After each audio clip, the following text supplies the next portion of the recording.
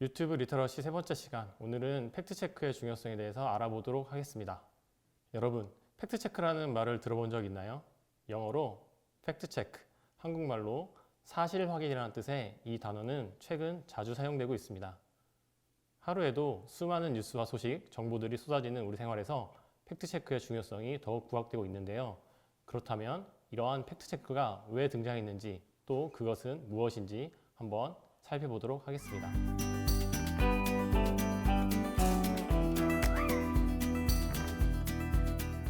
최근 인터넷에서 크게 이슈가 됐던 한 장의 사진입니다.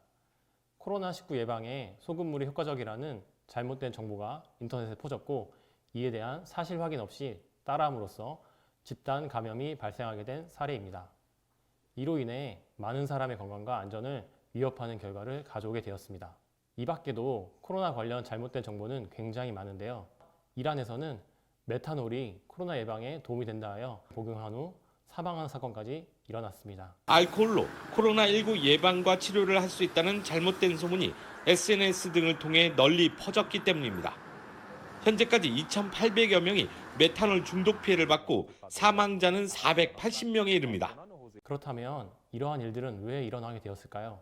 그것은 바로 뉴스나 정보 등이 믿을 만한 것인지 사실 확인 없이 받아들였기 때문입니다. 최근 이러한 현상을 잘 나타내주는 한 단어가 등장했습니다.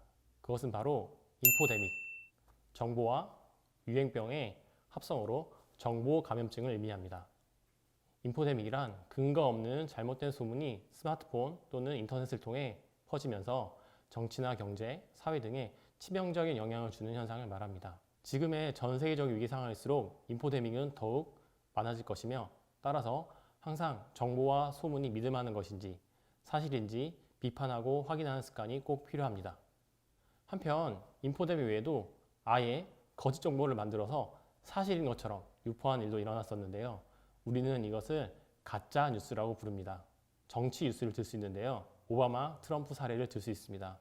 오바마 전 미국 대통령이 트럼프 대통령을 비난하는 가짜 뉴스 동영상입니다. 이 영상은 사실 오바마 대통령의 얼굴을 합성한 것인데요.